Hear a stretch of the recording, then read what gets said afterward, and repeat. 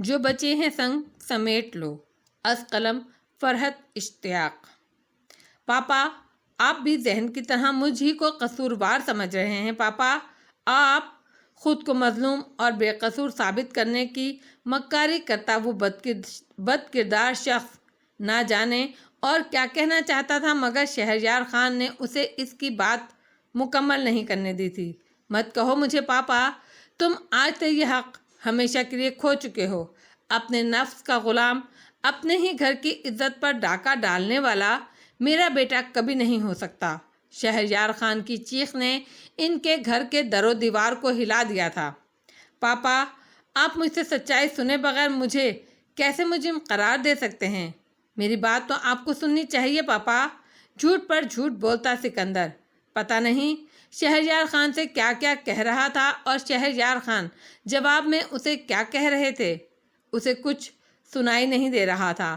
اسے اگر کچھ سنائی دے رہا تھا تو مریم کی سسکیاں، اگر کچھ دکھائی دے رہا تھا تو سیاہ شال میں اپنی برہنگی چھپاتی مریم، جو امو جان کے گلے سے لگی ہوئی خوف سے ابھی تک کانپ رہی تھی۔ مریم کا سیاہ شال میں چھپا وجود دیکھ کر اس پر پھر خون سوار ہونے لگا تھا کہ یکدم ہی شہریار خان کے بہت زور سے چیخنے سے وہ چونک کر انہیں دیکھنے پر مجبور ہوا تھا۔ وہ سکندر کی کسی بات کے جواب میں بہت زور سے دھاڑے تھے۔ بس سکندر، بس، ایک ریپسٹ میرا بیٹا کبھی بھی نہیں ہو سکتا۔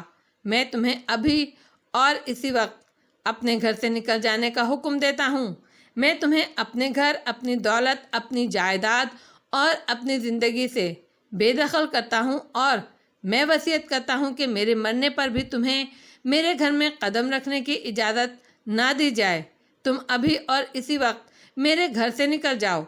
آج کے بعد زندگی بھر مجھے اپنی منحوس شکل کبھی مت دکھانا۔ شہریار خان کا انداز بہت بے لچک اور فیصلہ کن تھا۔ امو جان، آپ سمجھائیں پاپا کو، دیکھیں پاپا مجھے کیا کہہ رہے ہیں۔ اس نے مظلومیت کے ڈرامے کرتے سکندر کو امو جان کو رو کر پکارتے سنا۔ وہ اب رو کر خود کو مظلوم اور بے گناہ ثابت کرنے کی کوشش کر رہا تھا۔ مریم کو گلے لگائے امو جان خود بھی مسلسل رو رہی تھیں۔ شہریار خان سکندر کی طرف شدید غصے کے عالم میں بڑھے تھے۔ ان کی حاکمیت، ان کا اپنے فیصلے منوانا، ان سب نے بہت دیکھا تھا، مگر ان کا یہ جنون اور یہ غصہ وہ سب آج پہلی بار دیکھ رہے تھے۔ ان کی آنکھوں میں خون اور چہرے پر بہت سختی تھی۔ سنا تم نے؟ میں تم سے یہاں سے دفع ہو جانے کو کہہ رہا ہوں۔ انہوں نے آگے بڑھ کر سکندر کا ہاتھ پکڑا تھا۔ وہ اسے لانگ روم سے باہر لے جا رہے تھے۔ بہت دیر سے چپ کھڑی امو جان نے یکدم روتے ہوئے شہریار خان کو پکارا، شہریار پلیز اس طرح مت کریں، وہ کہاں جائے گا؟ شہریار خان نے غیظ و غضب سے انہیں دیکھا۔ ان کے غصے میں ایک جنونی سی کیفیت نمایاں تھی۔ تم بیچ میں مت بولو آمنہ، اگر تمہیں اس ایڈالٹرر سے اتنی ہمدردی ہو رہی ہے تو میں تمہیں ابھی طلاق کے 3 بول بول کر فارغ کر دیتا ہوں۔ تم بھی اس کے ساتھ ہی میرا گھر چھوڑ کر جا سکتی ہو۔ ایک زانی میرا بیٹا نہیں ہو سکتا، اور اس کی حمایت کرنے والے سے بھی مجھے کوئی رشتہ نہیں رکھنا۔ یہ گناہ تو میں اپنے باپ کو بھی معاف نہیں کروں۔ شہریار خان کا ایسا غصہ، ایسا جنون ان سب میں سے کسی نے بھی نہیں دیکھا تھا۔ ان کا غصہ دیکھ کر وہ خود بھی ساکت سا کھڑا تھا۔ ان کی دھاڑتی آواز سن کر امو جان کی اب مجال نہ تھی کہ کچھ بول پاتی۔ وہ سکندر کا ہاتھ پکڑ کر اسے کھینچتے ہوئے لانگ روم سے باہر لے جا رہے تھے۔ وہ خاموش تماشائی کی طرح اس سارے منظر کو دیکھ رہا تھا۔ امو جان نے کرب اور صدمے سے نڈھال ہو کر اپنی آنکھیں بند کر لیں۔ وہ زاروں قطار رو رہی تھیں۔ مریم اسی طرح ان کے گلے سے لگی سسک رہی تھی۔ شہریار خان سکندر کو کھینچتے ہوئے لانگ روم سے باہر لے گئے تھے۔ وہ وہاں پر اسی طرح بت کی مانند ساکت کھڑا تھا۔ محض چند گھنٹوں کے اندر اس کی خوشیوں کا جہان اجڑ چکا تھا، اس کا ہر خواب بکھر چکا تھا۔ وہ مریم سے نگاہیں ملانے کے قابل نہیں رہا تھا۔ اس کا اپنا سگا بھائی اس کی عزت اور ناموس کی دھجیاں بکھیر گیا تھا۔ اسے باہر سے شہریار خان کے چلانے سکندر کو گھر سے نکالنے اور سکندر کی منتوں اور اس کے رونے کی آوازیں آ رہی تھیں۔ اس نے ایک نظر سسکتی ہوئی مریم اور آنکھیں بند کر کے پھوٹ پھوٹ کر روتی امو جان پر ڈالی تھی۔ اس کے اندر ان دونوں میں سے کسی کو بھی چپ کرانے کی ہمت نہیں تھی۔ وہ نڈھال سے قدموں سے چلتا لانگ روم سے باہر جانے لگا۔ اسے اپنے گھر کا گیٹ بہت زور سے کھولے جانے اور پھر بند کیے جانے کی آوازیں آئی تھیں۔ ان کے گھر پر موت کا سناٹا چھایا ہوا تھا، اسی لیے ہر آواز اور ہر آہٹ واضح سنائی دے رہی تھی۔ وہ اپنے کمرے میں آ گیا تھا۔ وحشت کے عالم میں وہ کمرے کی دیواروں سے سر مار مار کر رو رہا تھا۔ وہ زین شہریار زارو قطار رو رہا تھا۔ وہ اب مریم کا سامنا کیسے کر پائے گا؟ وہ اس سے کیا کہے گا، کیسے کہے گا؟ کیا وہ اس سے یہ کہہ پائے گا کہ جو کچھ بھی ہوا اسے بھول جاؤ؟ اس کی زندگی کا پہلا خواب، پہلی امید اور پہلی محبت اس کے اپنے سگے بھائی نے کس طرح برباد کی تھی، کس طرح اس نے اس سے اس کی خوشیاں چھینی تھیں۔ اس پوری رات اس کے گھر پر موت کا سناٹا طاری تھا۔ امو جان اپنے کمرے میں بند روتی رہیں۔ شہریار خان نے خود کو اپنی اسٹڈی میں بند کر لیا اور مریم وہ اپنے کمرے میں تھی۔ یوں لگ رہا تھا وہ تمام افراد ایک دوسرے کا سامنا کرنے سے کترا رہے ہیں۔ وہ تمام افراد ایک دوسرے سے نگاہیں ملانے سے ڈر رہے ہیں۔ باہر نئے سال کا جشن منایا جا رہا تھا اور ان کے گھر میں رشتوں اور اعتبار کی موت کا سوگ منایا جا رہا تھا۔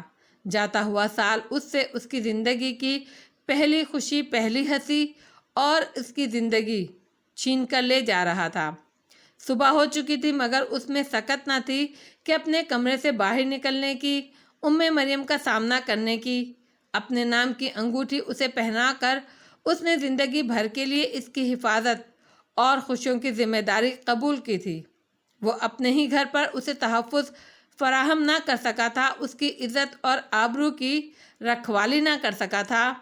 وہ شاید پورا دن یوں ہی کمرے میں بیٹھے گزار دیتا کہ اس کے کمرے کے دروازے پر دستک دے کر مریم اندر آ گئی۔ اسے ایک نظر دیکھ کر اس نے شرم اور ندامت سے فوراً ہی نگاہیں جھکا لیں۔ وہ اس سے کیا کہے، کیسے کہے؟ وہ خاموشی سے چلتی ہوئی اس کے پاس آ گئی، اس کے برابر میں بیڈ پر بیٹھ گئی۔ وہ بھی بالکل خاموش تھی۔ وہ دونوں ایک دوسرے سے نظریں چرائے فرش کو گھور رہے تھے۔ چند ہی لمحوں کی خاموشی کے بعد اسے احساس ہوا کہ مریم رو رہی ہے۔ اس نے بے اختیار نظریں اٹھا کر اسے دیکھا۔ مریم، درد اور کرب کی شدت نے اسے مزید کچھ بولنے سے روک لیا۔ سکندر نے میرے ساتھ ایسا کیوں کیا زین؟ میں تو بالکل شفاف تھی، بالکل انچھوئی۔ وہ روتے ہوئے بولی۔ تم اب بھی شفاف ہو، تم مریم ہو، تم پاکیزہ ہو، تم شفاف ہو، اس نے تڑپ کر کہا تھا۔ اس بدکردار شخص نے جو میرا بھائی تھا مجھے کچھ کہنے کے لائق نہیں چھوڑا۔ میں تم سے کیسے معافی مانگوں مریم؟ بولتے ہوئے اس کی نگاہیں پھر جھک گئی تھیں، اس کا گلا رند گیا تھا۔ تمہارا کوئی قصور نہیں ہے زین، تم مجھ سے معافی مت مانگو۔ مریم کی رندھی آواز اس نے سر جھکائے ہوئے ہی سنی۔ چند سیکنڈ کے لیے اس کے درمیان پھر خاموشی حائل ہوئی۔ میں آج واپس جا رہی ہوں زین۔ مریم کے اس جملے نے اسے بے اختیار نظریں اٹھانے پر مجبور کیا تھا۔ مریم کے چہرے پر بکھرے آنسو دیکھ کر اس کا دل تڑپ کر رہ گیا۔ یہ آنسو اس لڑکی کو زین شہریار کے گھر پر زین شہریار کے بھائی نے دیے تھے۔ وہ کس منہ سے ان آنسوؤں کو صاف کر پاتا؟ میں بھی تمہارے ساتھ ہی چلتا ہوں مریم۔ ایک پل اس کے چہرے کو دیکھتے رہنے کے بعد وہ آہستگی سے بولا، نہیں زین، میں تمہارے ساتھ نہیں جا پاؤں گی۔ مریم کا لہجہ دکھ بھرا تھا۔ کیوں مریم؟ اس نے تڑپ کر پوچھا۔ مریم نے دکھ بھری نظریں اس پر سے ہٹائی تھیں۔ وہ اپنی انگلی سے منگنی کی انگوٹھی اتار رہی تھی۔ تم میری پہلی اور آخری محبت ہو زین، میں ساری زندگی تم سے محبت کرتی رہوں گی، مگر کل شام جو ہوا اس کے بعد اب میں خود میں کتنا ہی حوصلہ کر لوں اس رشتے کو برقرار نہ رکھ سکوں گی، اس گھر کی بہو نہ بن سکوں گی۔ مجھے معاف کر دینا زین، مگر میں تمہارے ساتھ اپنے رشتے کو قائم نہیں رکھ سکتی۔ مریم نے دکھ سے اسے دیکھتے ہوئے انگوٹھی بیڈ پر ان دونوں کے درمیان خالی جگہ پر رکھ دی۔ وہ صدمے سے گنگ چپ چاپ اسے دیکھ رہا تھا۔ وہ غلط نہیں کہہ رہی تھی، وہ غلط نہیں کر رہی تھی۔ اتنا سب کچھ ہو جانے کے بعد کوئی عزت دار لڑکی سوچ بھی نہیں سکتی تھی کہ اس فیملی کا حصہ بنے جہاں کوئی اس پر بری نظر رکھتا ہو۔ مریم، مجھے معاف کر دو، میں اپنے ہی گھر پر تمہیں تحفظ نہ دے سکا، پلیز مجھے معاف کر دو، وہ بھرائی ہوئی آواز میں بولا۔ تم خود کو کوئی الزام مت دو زین، تمہاری کوئی غلطی نہیں، تم بہت اچھے ہو، میں تم سے اتنی محبت کرتی ہوں کہ تم اس کا اندازہ بھی نہیں لگا سکتے۔ جب تمہیں مجھ سے کوئی شکایت بھی نہیں ہے تو پھر مجھے چھوڑ کر کیوں جا رہی ہو مریم؟ میں تمہارے بغیر نہیں جی پاؤں گا۔ کیا اب کیمپس میں بھی اجنبیوں کی طرح ملا کرو گی؟ دکھ اور صدمے سے اس کی آواز قدرے بلند ہوئی۔ مریم نے دکھ سے بھری ایک گہری سانس لی۔ وہ اپنے گالوں پر بکھرے آنسو صاف کر رہی تھی۔ میں لاس اینجلس نہیں جا رہی، میں اپنے پاپا کے پاس جا رہی ہوں۔ میں ٹوٹ گئی ہوں زین، ابھی بہت عرصہ لگے گا مجھے خود کو سنبھالنے میں، میرے خواب بکھر گئے ہیں، پتہ نہیں میں اپنی اسٹڈیز پھر سے کبھی شروع کر بھی پاؤں گی کہ نہیں۔ وہ لاس اینجلس نہیں جا رہی تھی، وہ تو ہمیشہ کے لیے جدا ہونے کی بات کر رہی تھی۔ خدایا، وہ اسے کیسے روکے، کیا کہے؟ مریم اس کے پاس سے اٹھ گئی تھی۔ آئی لو یو زین، سرگوشی کی سی اس کی یہ آواز اس کی سماعتوں سے ٹکرائی۔ مت جاؤ مریم، پلیز مجھے چھوڑ کر مت جاؤ، میں تمہارے بغیر جی نہیں پاؤں گا۔ وہ یکدم ہی اٹھا، اس نے اس کے دونوں ہاتھ تھام لیے۔ خود پر سے اختیار کھوتی مریم اس کے گلے رکھ کر رو پڑی تھی۔ زین، ہماری قسمت میں جدائی لکھی ہے، میں یہ کبھی بھی نہیں چاہوں گی کہ تم میری خاطر اپنے ماں باپ اور بھائی کو چھوڑ دو، اور میری مجبوری یہ ہے زین کہ میں اب تمہاری فیملی کا حصہ نہیں بن پاؤں گی۔ میں اس گھر کی بہو نہیں بن سکتی جہاں میری عزت۔ وہ اب لب بھینچ کر چپ ہوئی۔ پلیز مجھے مت روکو، پلیز مجھے مجبور مت کرو، ورنہ میں اس طرح ٹوٹوں گی کہ پھر زندگی بھر خود کو جوڑ نہیں پاؤں گی، وہ بھرائی ہوئی آواز میں شدید تکلیف سے بول رہی تھی۔ وہ بالکل بے دم سا ہو گیا۔ چند سیکنڈ اس کے گلے لگ کر روتے رہنے کے بعد مریم اس سے الگ ہوئی۔ اس نے اپنے آنسو خشک کیے، وہ جیسے کوشش کر کے خود کو مضبوط بنا رہی تھی۔ پھر جب وہ بولی تو اس کا لہجہ مضبوط تھا، اٹل، فیصلہ کن۔ اگر تم بھی مجھ سے اسی طرح سچی محبت کرتے رہے زین، جس طرح میں تم سے کرتی ہوں، تو مجھے مت روکو، مجھے جانے دو۔ یہ فیصلہ آسان فیصلہ نہیں ہے زین، پلیز اس جدائی کو میرے لیے مزید کٹھن مت بناؤ۔ وہ کرب سے اپنے لب کچلتی اسے اور خود کو جدائی کی سزا دے رہی تھی۔ وہ درد اور غم سے نڈھال دیکھتا رہ گیا اور بے آواز آنسو بہاتی مریم اس کے گھر سے چلی گئی تھی، اس کی زندگی سے چلی گئی تھی۔ اپنے کمرے کی بیلکنی سے اس نے اسے جاتے ہوئے دیکھا تھا۔ وہ سخت سردی میں بیلکنی میں کھڑا تھا، اسے وہاں اسی طرح ساکت کھڑے کئی گھنٹے گزر چکے تھے۔ اس کی پتھرائی ہوئی نظریں اسے گیٹ پر اسی جگہ جمی تھی جہاں سے باہر نکلتے اس نے مریم کو آخری بار دیکھا تھا۔ کل شام کے بعد سے اس نے اپنے ماں اور باپ کو نہیں دیکھا۔ کل شام سے امو جان اپنے کمرے میں اور شہریار خان اپنی اسٹڈی میں بند تھے۔ وہ تو یہ بھی نہیں جانتا تھا کہ مریم نے ان دونوں سے جا کر جب جانے کو کہا ہوگا تو انہوں نے اسے روکنے کی کوشش کرتے ہوئے کہا ہوگا یا نہیں۔ وہ دونوں بھی اس کی طرح کچھ کہہ پائے ہوں گے کہ نہیں۔ شاید سپہر ہو چلی تھی جب اس نے اپنے ملازم کو بھاگ کر آتے گیٹ کھولتے ہوئے دیکھا۔ گیٹ سے اندر داخل ہونے والے کو دیکھتے ہی اس کی آنکھوں میں خون اتر آیا تھا۔ وہ سکندر تھا، اس سے اس کا سب کچھ چھین لینے کے بعد وہ پھر یہاں موجود تھا۔ اسے ملازم اور سکندر کی آوازیں صاف سنائی دے رہی تھیں۔ ملازم اسے وہیں رکنے کا کہہ کر اندر بھاگا تھا۔ وہ جانتا تھا وہ شہریار خان کو بلانے گیا ہے۔ شاید انہوں نے ملازمین کو کوئی ہدایات کی تھیں کہ سکندر کو گھر میں داخل نہ ہونے دیا جائے، مگر کیا جو شہریار خان نے کل کہا تھا وہ آج بھی اس پر کاربند رہیں گے، یا آج اپنے چہیتے بیٹے کو ان بکھرے حالوں میں دیکھ کر ان کی پدرانہ شفقت جوش مارے گی اور وہ سکندر کے تمام گناہ معاف کر کے اسے پھر سے گلے لگا لیں گے۔ وہ ایسا نہیں ہونے دے گا۔ اس بے غیرت انسان کی ہمت کیسے ہوئی پھر سے یہاں آنے کی؟ اسی کی وجہ سے مریم اس کو چھوڑ کر چلی گئی تھی۔ وہ مریم کو یہ یقین نہیں دلا سکا تھا کہ جس گھر میں وہ اور مریم رہیں گے وہاں سکندر شہریار کا وجود تو کیا، اس کا نام و نشان تک نہیں ہوگا، مگر اپنے باپ سے وہ یہ یقین مانگنا چاہتا تھا۔ وہ بغیر کسی ڈر اور ہچکچاہٹ کے نیچے جا رہا تھا۔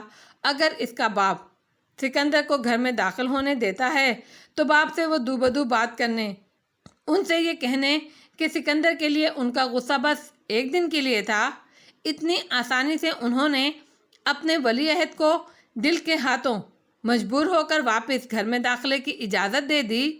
ساری زندگی انہوں نے اس میں اور سکندر میں فرق رکھا ہے اور آج بھی رکھ رہے ہیں۔ اگر انہوں نے سکندر کو گھر واپس آنے دیا تو وہ یہ گھر ہمیشہ ہمیشہ کے لیے چھوڑ دے گا۔ شہریار خان فیصلہ کر لیں کہ ان کے لیے ان کا کون سا بیٹا زیادہ اہم ہے، وہ جس کے ساتھ زیادتی ہوئی ہے یا وہ جو گناہ گار ہے۔ وہ لانگ روم کا دروازہ کھول کر باہر نکلا تو اس سے پہلے شہریار خان وہاں پہنچ چکے تھے۔ وہ سکندر کے بالکل سامنے کھڑے تھے۔ وہ پیچھے ہی رک گیا۔ کیوں آئے ہو تم یہاں؟ کیا کل میری بات تمہاری سمجھ میں نہیں آئی تھی؟ اس نے باپ کو چلاتے سنا۔ میں بے گناہ ہوں پاپا، اس لڑکی کا مجھ پر لگایا ہر الزام جھوٹا ہے۔ وہ ایک بد کردار لڑکی ہے، وہ میرے پیچھے پڑی تھی، میں نے اس کو ٹھکرا دیا تھا، اس بات کا اس نے مجھ سے ایسے انتقام لیا ہے۔ زین ایک نیچ لڑکی کو اپنی زندگی میں شامل کرنے جا رہا تھا پاپا۔ اب تو وہ چلی بھی گئی ہے سکندر شہریار، اب تو جھوٹ بولنا، اس معصوم پر بہتان لگانا چھوڑ دو۔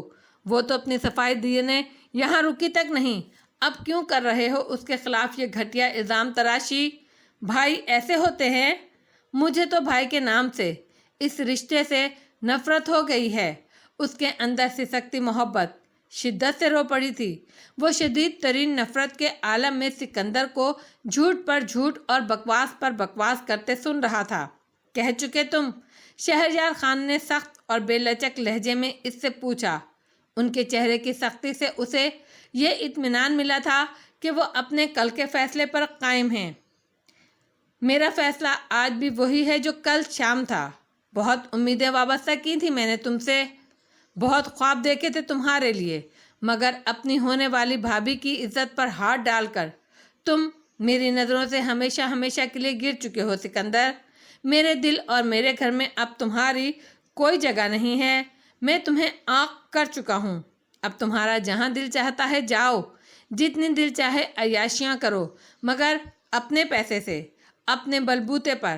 میں نے ساری زندگی اصولوں کی بات کی ہے، اور میرے اصول یہ کہتے ہیں کہ میں ایک ریپسٹ اور رشتوں کی دھجیاں بکھیرنے والے کو اپنے گھر میں جگہ نہ دوں۔ میرے اصول، میرے خاندانی عزت اور نجابت مجھے اس بات کی قطعاً اجازت نہیں دیتی کہ میں تم جیسے بد کردار اور عیاش کو اپنے گھر کی دہلیز بھی پار کرنے دوں۔ اگر تم واقعی میرا خون ہو، ذرا سی بھی غیرت تم میں باقی بچی ہے تو آج کے بعد مجھے اپنی منحوس شکل کبھی مت دکھانا۔ شہریار خان حلق کے بل پوری قوت سے گرج رہے تھے۔ سکندر کو اپنے سامنے دیکھ کر ان کا غصہ آسمان سے باتیں کر رہا تھا۔ زندگی میں پہلی بار اس کا باپ وہ کہہ رہا تھا جو وہ سننا چاہتا تھا۔ اس نے اپنے پیچھے لانگ روم کا دروازہ کھلنے کی آواز سنی تھی۔ اس نے گردن گھما کر دیکھا، بغیر گرم شال اور بغیر سلیپر کے امو جان اندر سے بھاگتی ہوئی باہر نکلی تھیں۔ شاید شہریار خان کے چلانے کی آواز انہیں کمرے تک سنائی دے گئی تھی۔ تڑپ کر روتی وہ اسے نظر انداز کر کے شہریار خان اور سکندر کے پاس چلی گئیں۔ وہ پیچھے اسی طرح الگ تھلگ کھڑا تھا۔ سنا نہیں تم نے؟ دفع ہو جاؤ یہاں سے، نکل جاؤ میرے گھر سے۔ شہریار خان سکندر کو وہیں کھڑا دیکھ کر غصے سے دھاڑے۔ شہریار پلیز ایسا مت کریں، سکندر کی طرف سے میں آپ سے معافی مانگ رہی ہوں، پلیز میرے بچے کو گھر سے مت نکالیں۔ امو جان نے روتے ہوئے التجا کی تھی۔ شہریار خان سے ماں کے آنسوؤں سے اسے تکلیف پہنچی، مگر اس سے بھی زیادہ تکلیف ماں کے منہ سے نکلے سکندر کی حمایت لیے جملوں سے پہنچی۔ جو غلط تھا، گناہ گار تھا، اس کی ماں اس کی طرفداری کر رہی تھی۔ وہ زار و قطار رو رہی تھی۔ شہریار خان نے انہیں غیظ اور غضب سے گھورا تھا۔ کوئی ضرورت نہیں ہے ایک زانی کے لیے رونے اور اس کی طرفداری کرنے کی۔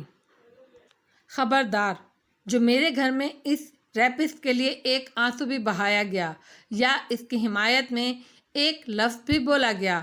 انگلی اٹھا کر وہ سکندر کی طرف نفرت اور حقارت سے اشارہ کر رہے تھے۔ اسے زندگی میں پہلی بار اپنے باپ کی اصول پسندی اچھی لگی تھی۔ ٹھیک ہے، میں اس سے غلطی ہو گئی ہے شہریار، مگر ابھی یہ بچہ ہے، آپ اس سے بات چیت بند کر دیں، اس پر سختی کریں، ماریں پیٹیں، ہر آسائش اور ہر سہولت اس سے واپس لے لیں، مگر پلیز اسے یوں گھر سے نہ نکالیں۔ امو جان نے روتے ہوئے سکندر کو اپنے ساتھ لگایا۔ وہ شہریار خان سے التجا کر رہی تھیں۔ آمنہ، میں تمہاری بکواس بہت برداشت کر رہا ہوں، ہٹو، اس بے غیرت کے پاس سے کوئی تمغہ جیت کر نہیں لایا ہے یہ ہمارے لیے جو اسے گلے لگائے کھڑی ہو۔ شہریار خان ان کے اوپر دھاڑے۔ شہریار، ایسا مت کریں پلیز، اسے اندر آنے دیں۔ اب تم مجھے بتاؤ گی کہ مجھے کیا کرنا ہے؟ بیوی ہو، بیوی بن کر اپنی اوقات میں رہو۔ شہریار خان کی آنکھوں سے شعلے نکل رہے تھے۔ وہ شدید ترین اشتعال میں تھے۔ بیوی کے ساتھ ماں بھی تو ہوں۔ میرا بچہ پتہ نہیں کل سارا دن کہاں کہاں بھٹکتا رہا ہے۔ ذرا حالت دیکھیں اس کی شہریار، اس کے جسم پر کوئی گرم کپڑا تک نہیں ہے۔ پتہ نہیں اس نے کل سے کچھ کھایا بھی ہے کہ نہیں۔ پتہ نہیں میرا بچہ کل رات ٹھنڈ میں کہاں سویا ہوگا۔ ابھی یہ بہت چھوٹا ہے شہریار، 20 سال اور 11 ماہ کی عمر اتنی سخت سزا دی جانے والی عمر تو نہیں۔ پلیز اسے اندر آنے دیں، اس کی غلطی معاف کر دیں، میں آپ کے آگے ہاتھ جوڑتی ہوں۔ امو جان زار و قطار روتے ہوئے شہریار خان کے سامنے حقیقتاً اپنے ہاتھ جوڑ رہی تھیں۔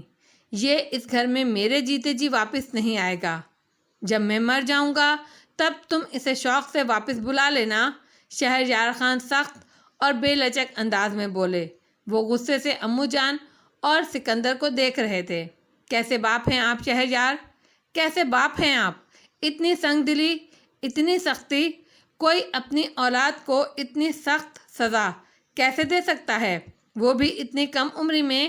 کم عمری کی اس کی ایک غلطی کی، ایک بھول کی، ایک نادانی سمجھ کر معاف بھی تو کیا جا سکتا ہے۔ امو جان روتے ہوئے شہریار خان سے لڑ پڑی تھیں۔ ان کی آواز قدرے بلند ہو گئی تھی۔ وہ سخت جذباتی اور برہم نظر آ رہی تھیں۔ آپ کسی اور کے گناہوں کی سزا میرے بیٹے کو کیوں دے رہے ہیں؟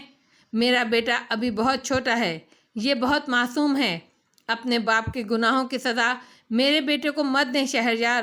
جو آپ کے باپ نے کیا، زبان بند کرو ذلیل عورت۔ شہریار خان غصے میں بالکل بے قابو ہوتے امو جان کی طرف بڑھے تھے۔ انہوں نے امو جان کو ان کی بات پوری نہیں کرنے دی تھی۔ انہوں نے کھینچ کر ایک تھپڑ امو جان کے منہ پر مارا۔ ان کے دونوں بیٹے وہاں موجود، اس بات کی پرواہ کیے بغیر انہوں نے بیوی پر ہاتھ اٹھایا تھا۔ وہ بالکل پاگل اور جنونی ہو رہے تھے۔ وہ امو جان کو دوسرا تھپڑ مارنے آگے بڑھے تھے، مگر ان کے اور امو جان کے بیچ سکندر آ گیا۔ وہ تھپڑ جو شہریار خان امو جان کو مارنے والے تھے، سکندر کے منہ پر جا کر لگا۔ غصے میں بپھرے شہریار خان نے سکندر کو غیظ و غضب سے دیکھا۔ امو جان کو کچھ مت کہیے پاپا، پلیز میری ماں پر ہاتھ مت اٹھائیے، میں جا رہا ہوں یہاں سے۔ اس نے دیکھا کہ سکندر کی آنکھوں میں آنسو تھے۔ وہ بھرائے ہوئے لہجے میں یہ بات کہہ کر ماں اور باپ کے درمیان سے ہٹ گیا۔ وہ سر جھکائے گیٹ سے باہر نکل رہا تھا۔ امو جان شہریار خان کا تھپڑ کھانے کے بعد بالکل ساکت کھڑی تھیں۔ وہ منہ پر ہاتھ رکھے سکندر کو گیٹ سے جاتا دیکھ رہی تھیں۔ شہریار خان امو اور سکندر کو تھپڑ مارنے کے بعد بھی اسی طرح بپھرے ہوئے تھے۔ اس نے اپنے گھر میں بچپن سے باپ کی سخت مزاجی اور حاکمیت دیکھی تھی۔ ماں کو سر جھکائے ان کے احکامات کی تکمیل کرتے دیکھا تھا، مگر باپ کو کبھی ماں پر ہاتھ اٹھاتے یا گالی دیتے نہیں دیکھا تھا۔ وہ ہمیشہ ایک سخت حکمیہ نظر بیوی پر ڈالتے اور وہ ان کے حکم کی تعمیل کر دیتی۔ آج انہوں نے زندگی میں پہلی بار امو جان پر ہاتھ اٹھایا تھا، انہیں گالی دی تھی اس بغیرت انسان کی وجہ سے، بھائی کی زندگی برباد کر دی، ماں کو ذلیل اور بے عزت کروا دیا، باپ نے ماں پر ہاتھ تک اٹھا لیا۔ آخر یہ شخص چاہتا کیا تھا؟ کیا یہ سکندر شہریار ان سب کو تباہ و برباد کر کے ہی ان کی جان چھوڑے گا؟ باپ کے جاہ و جلال اور شدید ترین اشتعال نے اس کے پیروں کو منجمد کر دیا تھا۔ وہ تھپڑ کھانے کے بعد روتی ہوئی ماں کو سہارا دینے ان کے پاس جانے کی ہمت نہیں کر پا رہا تھا۔ وہ بہت سہما ہوا اسی طرح پیچھے کھڑا تھا۔ امو جان اب بالکل خاموش تھیں، بے آواز، آنسو گر رہے تھے ان کی آنکھوں سے۔ شہریار خان ان کے اوپر چنگھاڑ رہے تھے، بلند آواز میں چلا رہے تھے، آج تم نے میرے سامنے آواز اونچی کی ہے اور میں نے برداشت کیا، آج کے بعد میرے آگے زبان کھولنے کی کوشش کی تو اسی وقت طلاق دے کر گھر سے نکال دوں گا۔ اگر اس گھر میں میری بیوی کی حیثیت سے رہنا چاہتی ہو تو اپنی اوقات پہچان کر رہو۔ اس گھر میں کیا ہوگا اور کون یہاں رہے گا یہ فیصلہ میں کروں گا، تمہارا کام میرے فیصلوں کی تعمیل کرنا ہے۔ اگر یہ کام مشکل لگ رہا ہے تو شوق سے اپنے باپ کے گھر واپس چلی جاؤ، طلاق نامہ میں تمہیں وہیں بھجوا دوں گا۔ آخری جملہ ادا کرتے وقت ان کا لہجہ بہت سرد اور سخت ہو گیا۔ امو جان منہ پر ہاتھ رکھے ایک ٹک شوہر کو دیکھ رہی تھیں، ان کا بیٹا وہاں موجود ہے۔ اس بات سے شہریار خان کو کوئی فرق نہیں پڑ رہا، اسے ایسا لگا جیسے امو جان کا دادا جی کا نام لینا شہریار خان کو اس قدر بھڑکا گیا۔ دادا جی کا نام اس نے ہمیشہ اپنے گھر میں اسی طرح لیے جاتے سنا تھا جیسے وہ کوئی آسمانی مخلوق تھے۔ شہریار خان ان دونوں بھائیوں کو ان کے دادا کی غیر معمولی اچھائیاں اور خوبیاں ہمیشہ بہت فخریہ انداز میں سنایا کرتے تھے۔ پھر آج امو جان نے دادا جان کے متعلق اس طرح کیوں کہا اور شہریار خان اس پر اس طرح کیوں بھڑکے؟ وہ کچھ بھی سمجھ نہیں پا رہا تھا۔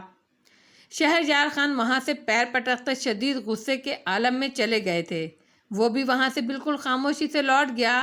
وہ ماں کو شرمندہ نہیں کرنا چاہتا تھا، انہیں یہ بتا کر کہ ان کی تذلیل ہوتے ہوئے اس نے بھی دیکھی ہے، اگرچہ کہ اس کی ماں اس بد فطرت اور بد کردار کی حمایت میں بولتے ہوئے اس کے باپ کے ہاتھوں بے عزت ہوئی تھی، جس سے وہ مرتے دم تک نفرت کرتا رہے گا، مگر پھر بھی ماں کی اس تحقیر، اس بے عزتی پر اسے شدید تکلیف ہوئی تھی، بہت رنج ہوا تھا۔ ماں پر ہاتھ اٹھاتے اور چلاتے وقت اسے اپنا باپ ایک اعلیٰ تعلیم یافتہ مرد نہیں بلکہ ایک جاہل آدمی لگا، بیوی کی تحقیر کرتا اپنا باپ اسے بہت گھٹیا آدمی لگا۔ کہیں سے بھی وہ نہیں لگ رہا تھا کہ اس کا باپ ہارورڈ کا فارغ التحصیل ہے، وہاں سے گولڈ میڈلسٹ اور ورلڈ بینک میں بہت اونچے مرتبے پر فائز شخص ہے۔ ایسا لگا اس کا باپ ایک بہت روایتی جاہل مرد ہے جو بیوی کو پیر کی جوتی سے زیادہ اہمیت نہیں دیتا۔ اور اس روز کے بعد اس نے اپنی ماں کو کبھی سکندر کا نام لے کر اپنے باپ سے منت یا فریاد کرتے نہیں دیکھا تھا۔ ان دونوں کی اکیلے میں اس موضوع پر بات ہوئی ہو تو ہوئی ہو، اس کے سامنے پھر کبھی نہیں ہوئی۔ وہ اگلے ہی روز واپس لاس اینجلس چلا گیا۔ وہی کیمپس تھا، وہی وہاں کا ماحول، وہی دوست، وہی سرگرمیاں، مگر پھر بھی اب زین شہریار کے لیے نہ کبھی کیلیفورنیا یونیورسٹی پہلے جیسی ہو سکتی تھی اور نہ لاس اینجلس۔ کیمپس کے ہر گوشے میں مریم کی یادیں بکھری تھیں۔ لاس اینجلس کے چپے چپے پر اس کے ساتھ گزارے لمحوں کے نشان رقم تھے۔ اس کا کتنی بار دل چاہتا تھا وہ اسے ڈھونڈے، اسے کھوجے، مگر پھر اس سے کیا ہوا وعدہ یاد آ جاتا، وہ رک جاتا، وہ رات کی تنہائیوں میں بے چین ہو کر اسے یاد کرتا، اٹھ بیٹھتا۔ کیلیفورنیا سے انڈر گریجویٹ اسٹڈیز اس نے مکمل کر لیں تو شہریار خان نے لاء پڑھنے کے لیے اس کا داخلہ ہارورڈ لاء اسکول میں کرانا چاہا۔ وہ کبھی اس کی زندگی کا سب سے بڑا خواب تھا، وہ اب جب اس نے خواب دیکھنے ہی چھوڑ دیے تھے تو پورا ہو گیا تھا۔ اس کا داخلہ ہارورڈ لاء اسکول میں ہو گیا۔ اب خوشی کی باتوں پر بھی دل خوشی محسوس نہیں کر پاتا تھا، اس لیے وہ خاموشی سے لاس اینجلس سے اپنا سامان سمیٹ کر ہارورڈ لاء اسکول کی طرف گامزن ہو گیا تھا۔ لاس اینجلس میں رہ رہا تھا تو مریم کی یادوں کے حصار سے نکلنا بہت مشکل لگا کرتا تھا۔ جگہ بدلی، کیمپس بدلا، شہر بدلا تو کم از کم اتنا ضرور ہو گیا کہ وہ خود کو وقت کے ساتھ ساتھ زندگی کی طرف واپس لانے میں کامیاب ہو گیا تھا۔ مریم کی یاد، اس کی محبت تو اس کے دل سے کبھی نکل ہی نہیں سکتی تھی، مگر اب اتنا ضرور ہوا تھا کہ وہ زندگی کو پھر سے جینے لگا تھا، زندہ لوگوں کی طرح، اپنے ہم عمر لڑکوں کی طرح۔ پتہ نہیں مریم کہاں تھی، وہ کیسی تھی، اس نے اپنی اسٹڈیز پھر سے شروع کی کہ نہیں؟ اگر وہ آج اس کی زندگی میں ہوتی تو اسے ہارورڈ لا اسکول میں پڑھتا دیکھ کر کس قدر خوش ہوتی۔ ہارورڈ میں پڑھنے کے دوران وہ ہر چھٹیوں میں گھر آتا تھا۔ ایک عجیب سی ویرانی اور موت کی سی خاموشی رہا کرتی تھی اب اس کے گھر میں۔ اس کے باپ کا حاکمانہ مزاج ویسا ہی تھا جیسا وہ اپنے بچپن سے دیکھتا آیا تھا۔ اس کی ماں کی خاموشی ویسی ہی تھی جیسی شروع سے تھی۔ باپ کے سخت اور بے لچک انداز سے اسے اتنا یقین ہو گیا کہ وہ سکندر کو کبھی معاف نہیں کریں گے۔ یہی تو وہ چاہتا تھا، اس سے مریم کو چھیننے والا اس بد کردار شخص کو جو بھائی کے نام پر ایک بدنما داغ تھا، کبھی بھی معافی نہیں ملنی چاہیے تھی۔ وہاں بہت اندھیرا تھا، ہیبت ناک سناٹا تھا۔ اسے اس اندھیرے سے ڈر لگ رہا تھا، اس کا دم گھٹ رہا تھا، اسے سانس لینے میں مشکل ہو رہی تھی۔ وہ اندھیری جگہ بڑی ہیبت ناک تھی، جیسے کوئی غار، کوئی سرنگ۔ وہ وہاں سے بھاگ جانا چاہتا تھا مگر اس سے ہاتھ پاؤں ہلائے نہیں جا رہے تھے۔ وہ مدد کے لیے چلانے لگا تھا، وہ رو رہا تھا، کوئی تو آ جائے۔ اچانک ہی اس کے رونے اور چلانے کی آوازوں میں کسی کے قہقہوں کی آوازیں شامل ہو گئی تھیں۔ اس پر قہقہا لگا کر ہنستا وہ شخص اس کے سامنے آ گیا تھا۔ اس کی شکل بہت ڈراؤنی تھی، خوف کے مارے اس کی چیخیں نکل گئیں۔ وہ شخص اسے تمسخرانہ نظروں سے دیکھتا اس پر قہقہے لگا رہا تھا، ہنس رہا تھا۔ بچاؤ، بچاؤ، ہیلپ، ہیلپ، کوئی مجھے بچاؤ پلیز۔ وہ روتے ہوئے چلا چلا کر کسی کو مدد کے لیے پکارنے لگا تھا، مگر اس کی مدد کے لیے کوئی بھی نہیں آ رہا تھا۔ وہ خوفناک شخص والا شخص اس کی طرف بڑھ رہا تھا۔ اب وہ اکیلا نہیں تھا، اس کے ساتھ اس جیسی خوفناک شکلوں والے 3 آدمی اور بھی تھے۔ پاپا مجھے بچا لیں، مجھے ان لوگوں سے بہت ڈر لگ رہا ہے، پاپا پلیز مجھے آ کر بچا لیں۔ وہ روتے ہوئے باپ کو آوازیں دے رہا تھا۔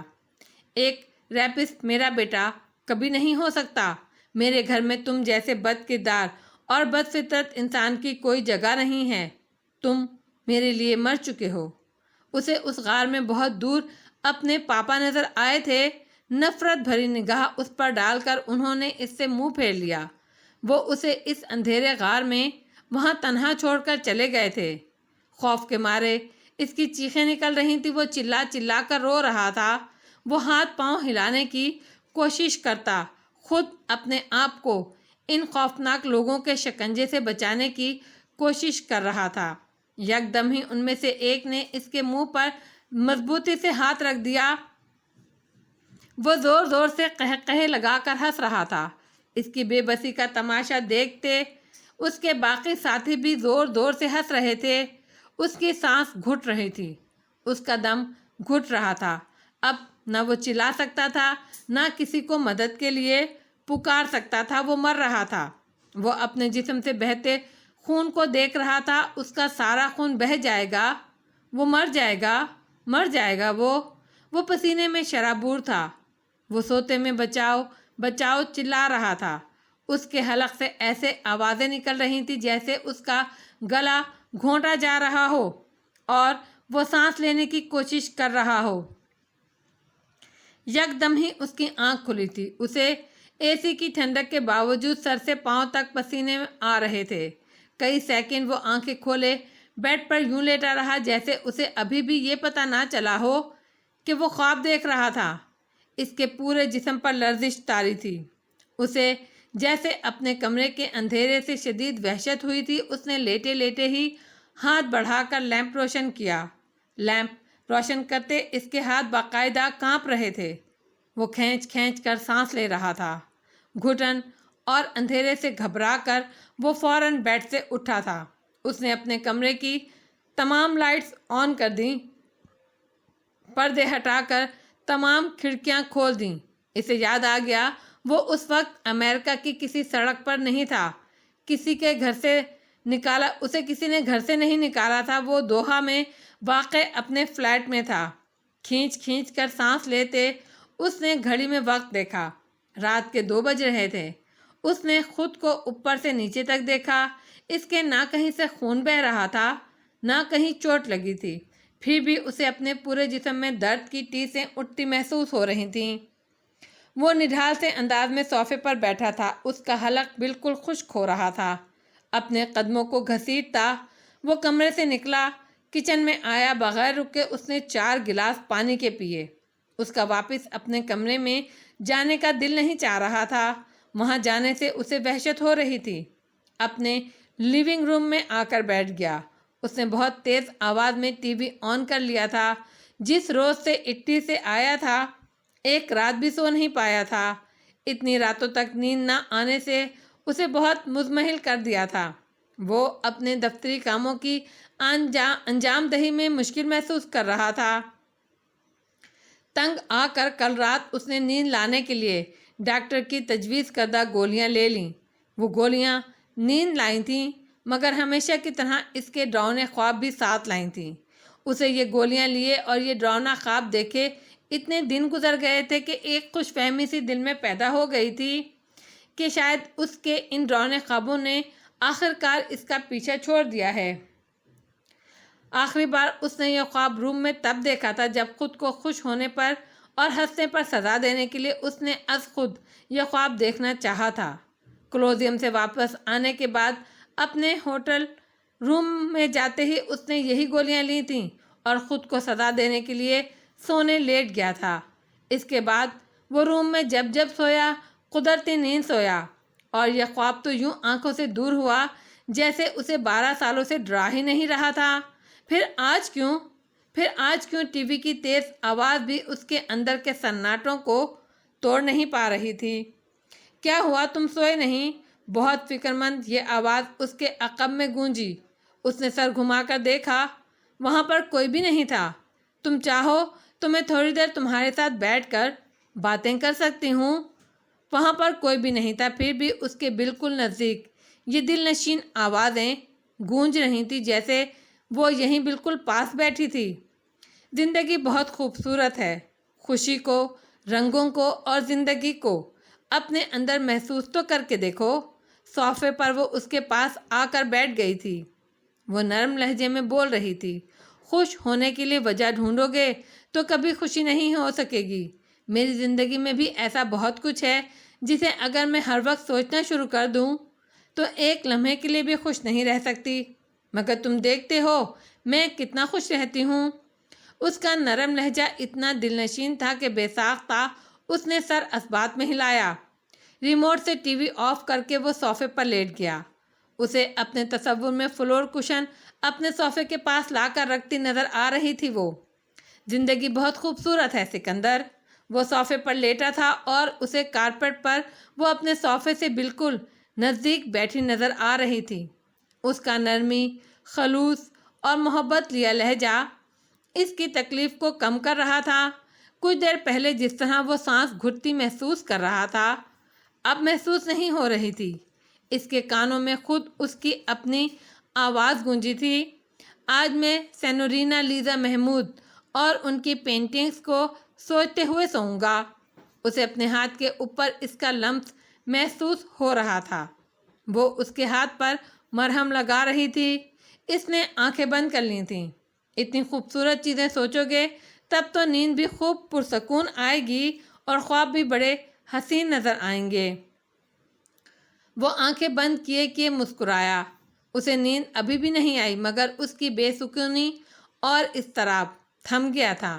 رات کا وہ خواب اپنے اثرات چھوڑتا صبح اس کے لیے درد لے کر آیا۔ صبح وہ آفس جانے کے لیے تیار ہو رہا تھا تو اس کی گردن کے پچھلے حصے میں وہی مخصوص درد ہو رہا تھا جو گردن سے اٹھتا بازوؤں تک پھیل جایا کرتا تھا۔ اسے سانس لینے میں دقت ہو رہی تھی، اس کے سر میں شدید درد ہو رہا تھا۔ آئینے میں خود کو دیکھتے ہوئے وہ خود پر تحقیر بھری نظریں نہیں ڈال پایا تھا جو پچھلے 12 سالوں سے ڈالتا آیا تھا۔ تم مجھے بہت ہینڈسم لگتے ہو، اوپر سے تمہارا یہ غرور اور خود پسندی بھی تم پر بہت سجتی ہے۔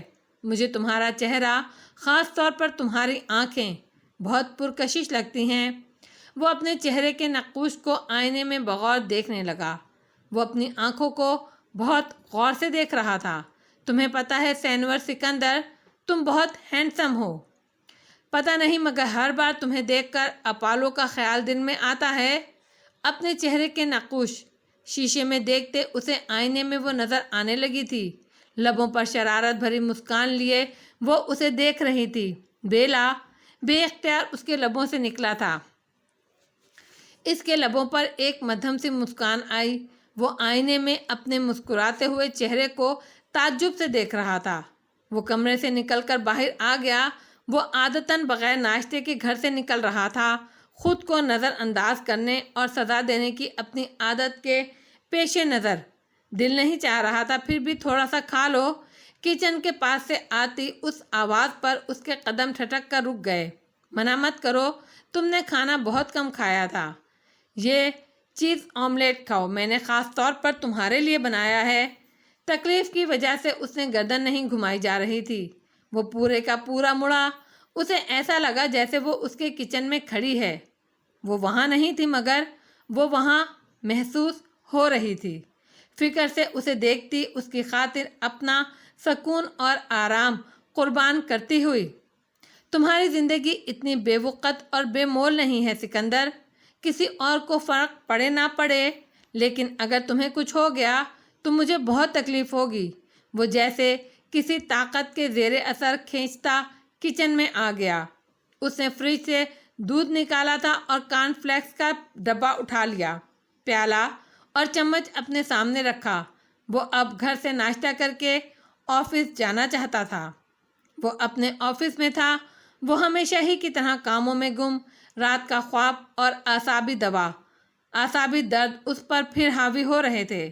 اس نے ان سب سے پیچھا چھڑانے کے لیے خود کو کاموں میں غرق کر رکھا تھا۔ لنچ ٹائم کب کا گزر چکا تھا اور اسے بھوک کا احساس بھی نہ ہوا۔ تمہاری طبیعت کیسی ہے؟ تم نے لنچ کیا؟ وہ اسے اپنی میز کے سامنے رکھی خالی کرسی پر بیٹھی نظر آنے لگی تھی۔ وہ یکدم شرمندہ سا ہوا، مگر وہ ضروری کام سکندر شہریار کی صحت اور اس کی زندگی سے زیادہ اہم نہیں ہو سکتے۔ اس نے دیکھا وہ رنجیدہ نظر آ رہی تھی۔ اس بات پر کہ وہ خود کو نظر انداز کیوں کرتا ہے، اس بات پر کہ وہ اپنا خیال کیوں نہیں رکھتا۔ وہ مسکراتی ہوئی اچھی لگا کرتی تھی۔ وہ زندگی سے بھرپور انداز میں کھلکھلاتی اچھی لگا کرتی تھی۔ یہ اداسی اور رنج اس کے چہرے پر سج نہیں رہا تھا۔ محض اس کے چہرے پر مسکان دیکھنے کے لیے اس نے انٹرکام پر اپنے سیکریٹری کو اپنے لیے لنچ منگوانے کو کہا۔ اب تو وہ خوش تھی نا، اب تو وہ اپنا خیال رکھ رہا تھا، اب تو وہ خوش ہے۔ اپنی ہنسی کی ایک جھلک اسے دکھلا کر وہ اس کے سامنے کرسی پر سے غائب ہو گئی تھی۔ شام میں جب وہ دفتر سے اٹھا تو اس کے درد کی شدت برقرار تھی۔ اسے اندازہ تھا کہ اس درد سے نجات کے لیے اسے گھر جا کر ڈاکٹر کی تجویز کردہ دوا لینی پڑے گی۔ درد تو دوا سے چلا جائے گا مگر ساتھ نیند بھی لائے گا، اور نیند اپنے ساتھ خواب۔ اب وہ لیزا کے روما میں نہیں تھا جہاں نظر آتے آتے اچانک ہی یہ خواب نظر آنا بند ہو گئے تھے۔ اتنے دنوں تک دوحہ میں اس کی غیر موجودگی کے سبب اس کا کچن اور فریج میں بہت سی اشیاء خوردونوش ختم ہو گئی تھیں۔ جب سے اٹلی سے واپس آیا تھا گروسری کے لیے نہیں گیا تھا، سوائے دودھ جیسی انتہائی ضروری چیزوں کے باقی یوں ہی کام چلا رہا تھا۔ آج دفتر سے اٹھنے کے بعد فلیٹ جانے سے قبل اس نے راستے میں گاڑی ایک گروسری اسٹور پر روکی۔ وہ اپنی ضرورت کے مطابق ٹرالی میں مختلف اشیاء ڈالتا جا رہا تھا۔ فروٹ اور سبزیوں والے سیکشن کے پاس وہ آیا۔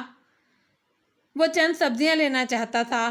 وہ اکیلا رہتا تھا۔ ناشتہ اور لنچ اس کا اکثر و بیشتر نہیں ہوا کرتا تھا، مگر خود کو زندہ اور چلتا پھرتا رکھنے کے لیے وہ رات کا کھانا کھا لیا کرتا تھا، سوائے ان دنوں کے جب اس پر بدترین قنوطیت اور خود سے نفرت طاری ہوتی تھی۔ کبھی وہ ڈنر باہر کرتے ہوئے فلیٹ واپس آتا تھا اور کبھی فلیٹ آ کر خود اپنے لیے کھانا پکاتا تھا۔ برس ہا برس تنہا رہنے کے سبب وہ بآسانی اپنے لیے کھانا بنا لیا کرتا تھا۔ اسے کچن میں مہارت سے کام کرتا دیکھ کر کوئی سوچ بھی نہیں سکتا تھا کہ وہ سونے کا چمچ منہ میں لے کر پیدا ہوا تھا۔ اس نے اپنا بچپن اور نوعمری کا وہ دور ایسے گھر میں گزارا تھا جہاں اس کی ایک آواز پر کئی نوکر دوڑے چلے آتے تھے۔ اسے اٹھ کر پانی تک خود نہیں پینا پڑتا تھا۔ دیکھنے والے اسے ایک سیلف میڈ انسان سمجھا کرتے تھے، ایک سیلف میڈ انسان جو اپنی محنت اور قابلیت کے بل پر یہاں تک پہنچ پایا تھا۔